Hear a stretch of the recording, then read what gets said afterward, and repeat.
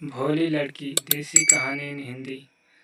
गांव के एक छोटे से घर में सुधा अपने माता पिता के साथ रहती थी। सुधा के पिता किसान थे। उसके पास खेत था जिसमें वो खेती किया करते थे। सुधा गांव के बच्चों को पढ़ाती थी जिससे उसे कुछ पैसे मिल जाते थे।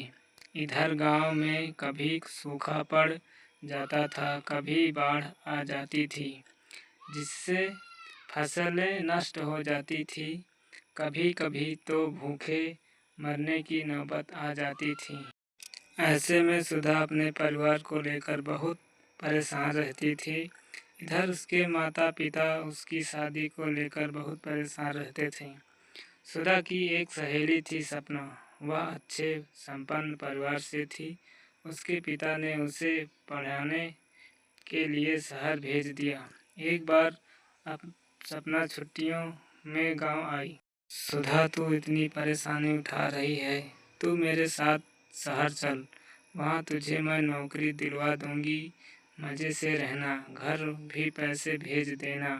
सुधा ने ध्यान से उसकी बात सुनी। बात उसे समझ आ रही थी। वैसे भी वह दिन रात परेशान रहती थी कि अपने परिवार की मदद कैसे करें। सुधा बोली, ठीक है, मैं पिताजी से बात करके देखती हूँ। इस पर सपना ने कहा, अरे तू चिंता मत कर, मैं अपने पापा से कह दूँगी। वह चाचा से बात कर लेंगे। तू मेरे साथ रहेगी तो किसी को तेरी फिक्र भी नहीं होगी। उसी दिन शाम को सुधा ने बात की, लेकिन उसके पिता ने मना कर दिया। सुधा बोली, पिताजी कब तक यहाँ भूखे मरते रहेंगे? यहाँ कुछ नहीं रखा है, मुझे जाने दीजिए। अगर अच्छी सी नौकरी लग गई तो मैं आपको भी बुला लूँगी। पिताजी बोले, नहीं नहीं, अब हम तेरी कमाई पर जिंदा रहेंगे क्या? यह सुनकर सुधा ने कहा, इसमें मेरी कमाई की बात कहाँ से आ गई? कुछ दिन की बात है, थोड़े पैसे इकट्ठे हो जाएंगे तो आप भी कुछ काम शुरू कर लेना। वहाँ तो छोटी सी रेहड़ी पर सामान बेच कर भी अच्छे पैसे कमाए जा सकते हैं। कुछ ही देर में सपना के पापा भी आ गए। वे पढ़े लिखे समझदार आदमी थे। उन्होंने सुधा के माता पिता को समझाया तो वो सुधा को शहर भेजने के लिए राजी हो गई। एक सप्ताह बाद दोनों सहेलियां शहर आ गई। सुधा ने कुछ पैसे जोड़ रखे थे जिससे कुछ दिन काम चल गया। इसी बीच सुधा को एक नौकरी मिल गई। वह ऑफिस जाने लगी। पढ़ी लिखी तो वह थी, लेकिन शहर के तौर तरीके उसे नहीं आते थे, इसीलिए वह हमेशा चुपचाप अपने काम में लगी रहती थी। सुधा का ऑफिस वहाँ घर जिसमें सुधा सपना के साथ रहती थी बहुत दूर था। बस से जाने आने में उसे 2 घंटे लग जाते थे। शाम को ऑफिस से निकल कर घर आते आते उसे रात हो जाती थी। रात को आवारे लड़के इधर उधर घूमते थे जिनसे बचते बचते वह घर पहुंचती थी। एक दिन सुधा ऑफिस के बाद बस स्टैंड की ओर जा रही थी। तभी पीछे से एक बाइक पर महेश उसके पास आकर रुका। महेश उसके ही ऑफिस में काम करता था और कभी कभी काम में सुधा की मदद भी कर दिया करता था। वह बोला, सुधा घर जा रही हो, लेकिन आज तो बसों की हड़ताल है। दोपहर को यह बस से किसी का एक्सीडेंट हो गया था। पब्लिक ने बस फूंक दी, तब से सारे बस वाले हड़ताल पर चले गए। यह सुनकर सुधा डर गई। अब वह घर कैसे जाएगी? वह इधर उधर ऑटो ढूंढने लगी, लेकिन जो भी ऑटो आ रहा था वह पहले से भरा हुआ था। तब महेश ने कहा, सुधा, बैठो, मैं तुम्हें घर छोड़ देता हूँ। बस ना होने के कारण ऑटो पहले से भी भरे हुए आ रहे हैं। सुधा डरते डरते महेश की बाइक पर बैठ गई। कुछ ही देर में दोनों घर पहुंच गए। सुधा ने महेश से कहा, आपका बहुत बहुत धन्यवाद। आज आप नहीं होते तो पता नहीं क्या होता। महेश बोला, मैं यहाँ पास ही में रहता हूँ और रोज़ इसी रास्ते से जाता हूँ। अगर तुम्हें बुरा ना लगे तो मेरे साथ चला करो। जाना तो हमें एक ही जगह है, फिर बसों में धक्के खाने का क्या फ़ायदा। सुधा छेपते हुए बोली, नहीं, आप क्यों परेशान हो रहे हो, मैं चली जाऊंगी। महेश ने मुस्कुराते हुए कहा, अच्छा बाबा, तुम्हारा आत्मसम्मान आड़े आ रहा है तो कभी कभी बाइक में पेट्रोल भरवा देना या कभी कभी चाय पिला देना। फिर उसने सीरियस होते हुए कहा, देखो, सुबह की तो कोई बात नहीं, लेकिन रात को यहाँ गुंडागर्दी शुरू हो जाती है। अनजान शहर हो, तुम अकेले हो, अपनी सेफ्टी के बारे में सोचो। सुधा हाँ कर देती है और मुड़कर अपने फ्लैट की ओर चल देती है। रात को सुधा सपना को सारी बातें बताती है तो सपना कहती है, सुधा अपनी गांव की सोच से बाहर निकल कर दुनिया देख, अच्छे खासे दोस्त मिल रहा है। शहरों में यह सब आम बात है, यहाँ कोई टोकने थोड़े आ रहा है। अगले दिन से सुधा महेश के साथ ऑफिस जाने लगी। धीरे धीरे उनकी नज़दीकियाँ बढ़ने लगी। दोनों को एक दूसरे के साथ अच्छा लगने लगा। ऑफिस से निकलकर दोनों इधर उधर घूमते, साथ में कॉफ़ी पीते, बातें करते। फिर महेश सुधा को घर छोड़ देता था। समय जैसे पंख लगाकर उड़ रहा था। एक दिन सुधा जब घर पहुंची तो देखा उसके पिताजी बैठे थे। अरे पिताजी, आप कब आए? पिताजी बोले, बस बेटा, तुझे बहुत समय से देखा नहीं था, इसीलिए चला आया। कैसी है तू और इतनी देर से घर आती है? सुधा को लगा जैसे उनकी चोरी पकड़ी गई। वह बोली, बाबा, शहर में ऐसा ही होता है, नौकरी में बहुत काम करना पड़ता है, आते आते रात हो जाती है। पिताजी ने चिंता जताते हुए कहा, बेटा देख ले, नहीं तो घर चल, वहाँ भी तो खर्चा चल ही रहा था। तुझे परेशान देखकर बहुत तकलीफ होती है, तेरी माँ भी बहुत परेशान रहती है। यह सुनकर सुधा सकपका गई। वह बोली, नहीं पिताजी, आप परेशान ना हो, मैं बहुत मज़े में हूँ। यहाँ रहना मुझे बहुत अच्छा लग रहा है और मैंने काफ़ी पैसे भी जोड़ लिए हैं। कल मैं बैंक से निकाल कर आपको दे दूँगी, आप ले जाना। यह सुनकर उसके पिताजी बोले, नहीं बेटा, हम तेरी कमाई कैसे ले सकते हैं, तू अपने पास ही रख, पर जब भी तू परेशान हो घर आ जाना। अगले दिन सुबह होते ही उसके पिता गांव चले गए। उस दिन सुधा को थोड़ा डर तो लग रहा था कि कहीं उसकी चोरी पकड़ी ना जाए, क्योंकि वह महेश के प्यार में पड़ चुकी थी और गांव में यह सब बहुत बुरा माना जाता है।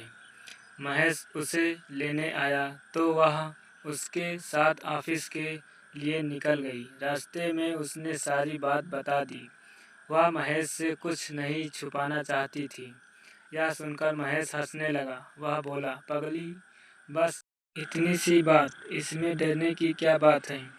हम एक दूसरे से प्यार करते हैं, कोई गुनाह नहीं किया। मैं कुछ दिनों में गांव जाकर तुम्हारे माता पिता से मिल लूँगा।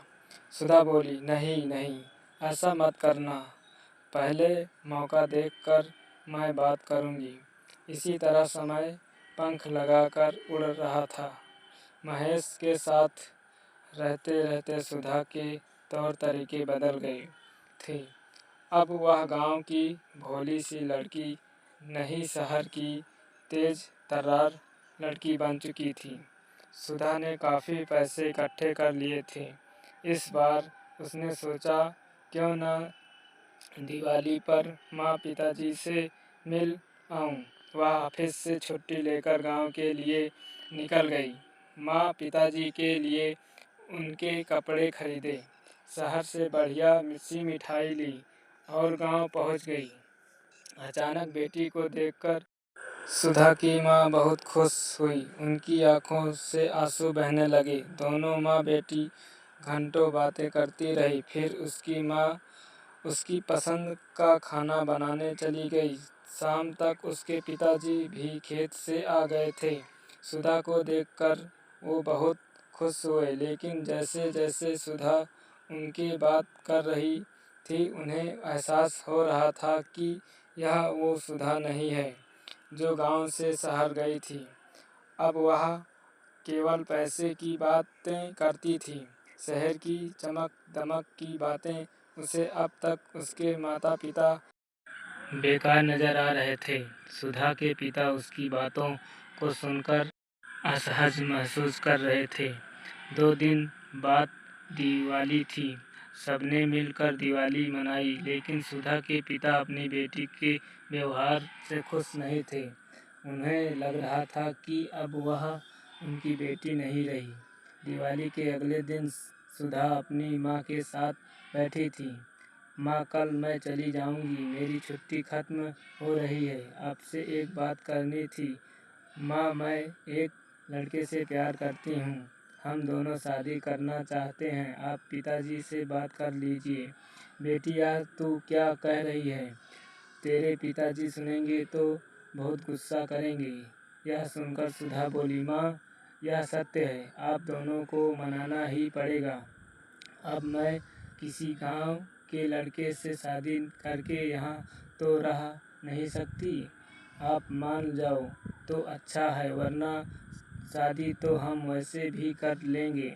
अपनी बेटी अब पराई सी लगने लगी थी। शाम को सुधा की माँ ने उसके पिता को सारी बात बता दी। यह सुनकर उसके पिता बहुत गुस्सा हुए।